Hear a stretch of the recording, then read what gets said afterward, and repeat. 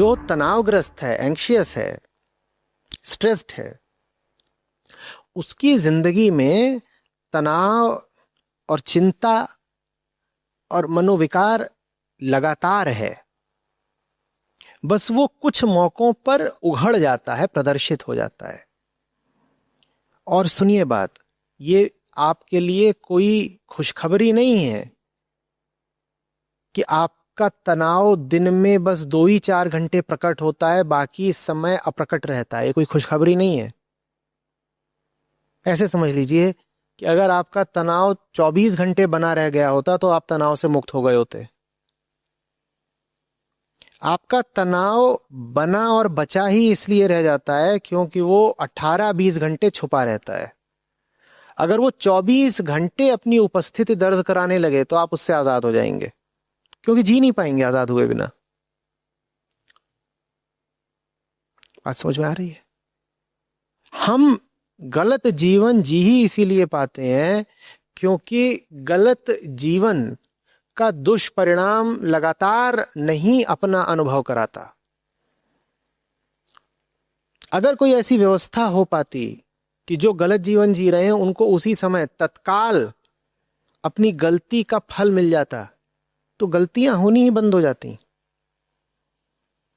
ये दुनिया का खेल, ये सब मायावी कार्यक्रम चल ही इसलिए रहा है क्योंकि गलती करके भी हम सुख पाते हैं। यही तो दुनिया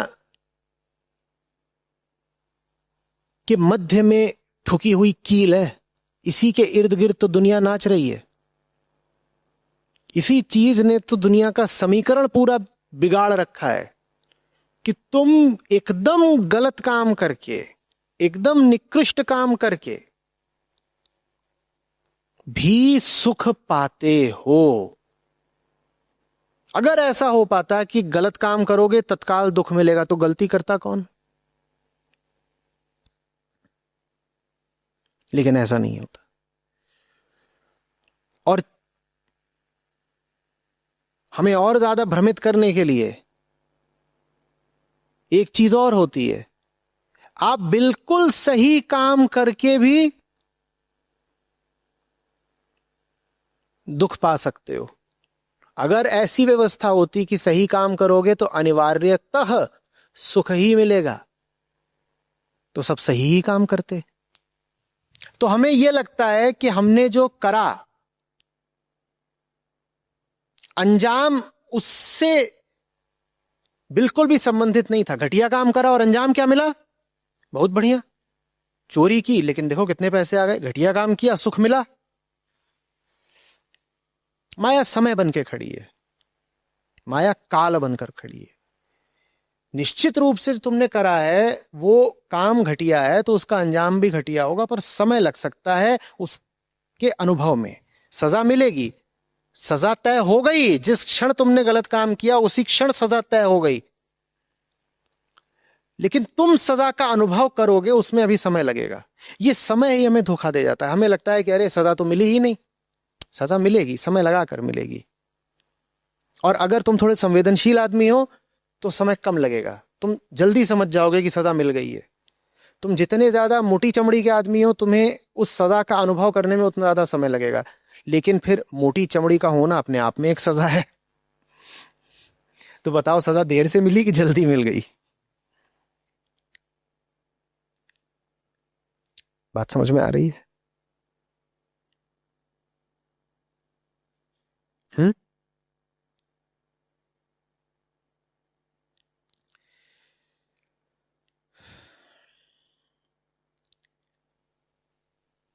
एक ही तनाव होता है केंद्रीय। कुछ है तुम्हारे भीतर जो जाना चाहता है सच की ओर, और कुछ है तुम्हारे भीतर जो उसे जाने नहीं देता। इसी का नाम तनाव है। ये तो अच्छी तरह जानते हो ना कि तनाव के लिए, टेंशन के लिए दो विपरीती ताकतों का होना जरूरी है जो एक दूसरे का विरोध कर रही हो। उसके बिना तनाव हो ही नहीं सकता।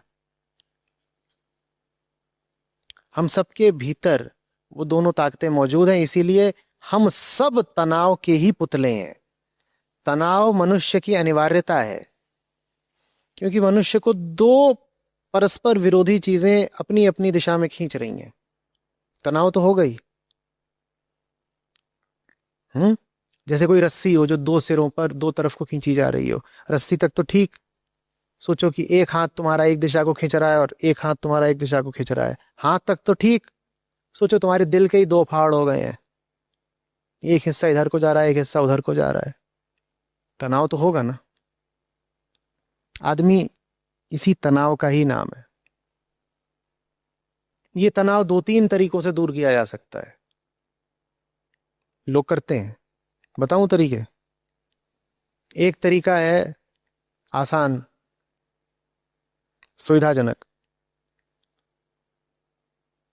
वो जो तुम्हें सच की ओर खींच रहा है, वो तुम्हें कहीं बहुत दूर ले आना चाहता है। तो तुम कहो कि उतनी दूर कौन जाएगा?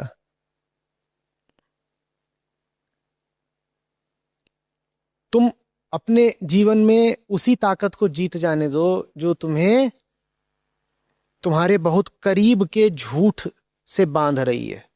लो, तनाव दूर हो गया। सच और झूठ की लड़ाई हो रही थी, तुमने झूठ को जिता दिया, अब कोई तनाव नहीं। तनाव के लिए दो का होना जरूरी है, एक को तुमने मिटा दिया, अब कोई तनाव नहीं।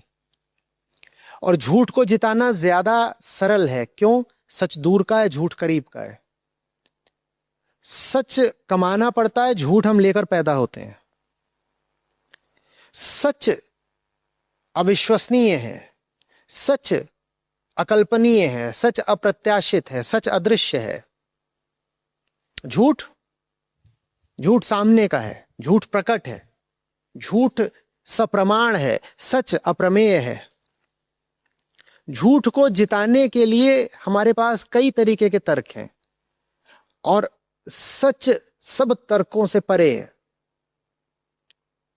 तो झूठ को जिताना ज्यादा आसान है। तुम अपनी जिंदगी में झूठ को जिता दो, तनाव कम हो जाएगा। ज्यादातर लोग यही तरीका निकालते हैं।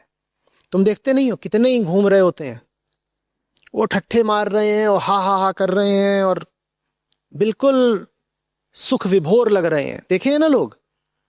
और तुम्हें पता है कि ये आदमी एकदम सड़ी गली जिंदगी जीता है, तुम्हें पता है कि एकदम दुष्ट दुरात्मा है। तुम जानते हो कि इस आदमी के अंतर जगत में सड़ांध भरी हुई है, एकदम घटिया जिंदगी जीता है ये, लेकिन फिर भी उसके गाल लाल हैं, उसकी खाल चमक रही है, वो अपनी तोंद पर बार बार हाथ मारकर ठट्ठा मारता है, वो हंसता है जोर जोर से, उसके पास सब तरह की सुख सुविधाएं हैं, वो आत्मविश्वास से भरपूर है, वो दूसरों को भी ज्ञान बांटता फिरता है। एक ये तरीका है सुख अर्जित करने का। तुम अपनी जिंदगी से सच को बिल्कुल ही प्रतिबंधित कर दो, तनाव मिट जाएगा। तुम अपनी जिंदगी से सच को एकदम साफ कर दो। 1% सच नहीं चाहिए जीवन में, पूरा मैं झूठ की तरफ ही जीऊंगा, तनाव मिट जाएगा।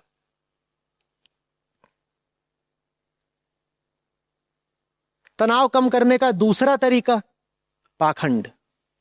क्या पाखंड? तनाव बहुत था,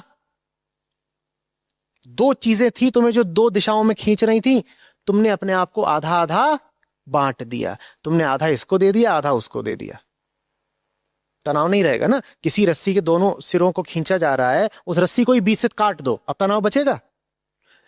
ये तरीका भी बहुत लोग आजमाते हैं, ये तरीका पाखंड का है। कैसे? वो आधे सच के हो जाते हैं और आधे झूठ के हो जाते हैं। वो सुबह सुबह बैठ करके ध्यान लगाते हैं, क्रिया करते हैं, न जाने किस किस तरह के पाखंड करते हैं, और उसके बाद जा करके दुकान में, बाजार में तमाम तरह के कांड करते हैं। वो 9 दुर्गा के दिनों में कहते हैं इन दिनों हम चिकन मटन नहीं खाएंगे, और उसके बाद वो,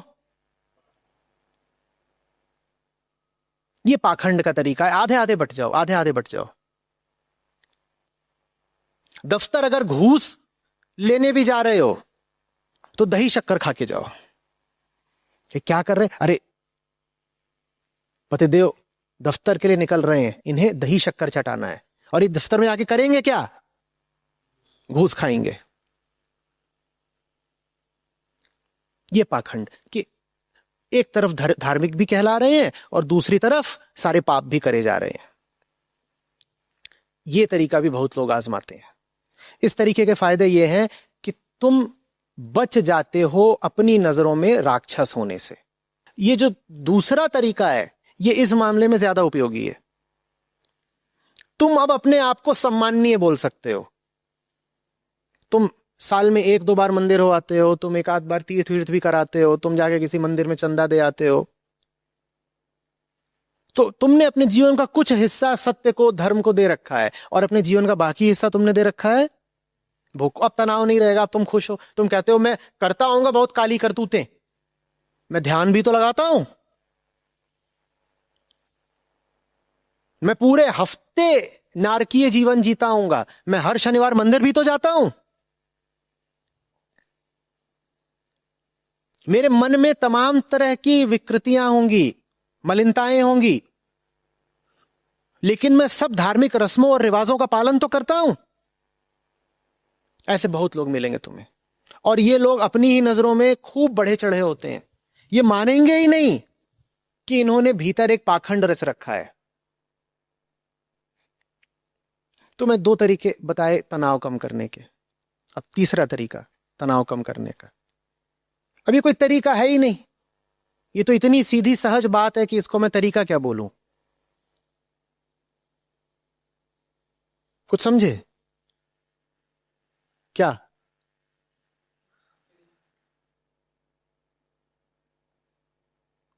जिसके हो उसके हो जाओ भाई, कोई तनाव ही नहीं बचेगा।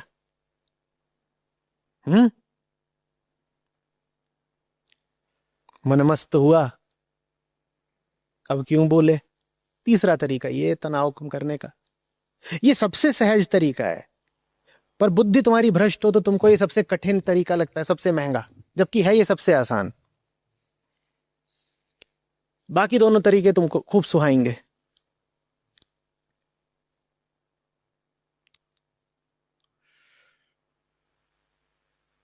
तो तुमने कहा है कि तनाव रहता है, मैंने तुम्हें तनाव कम करने के 3 तरीके बता दिए।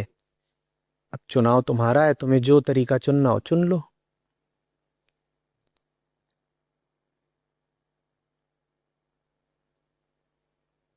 समझ में आ रही है बात कुछ?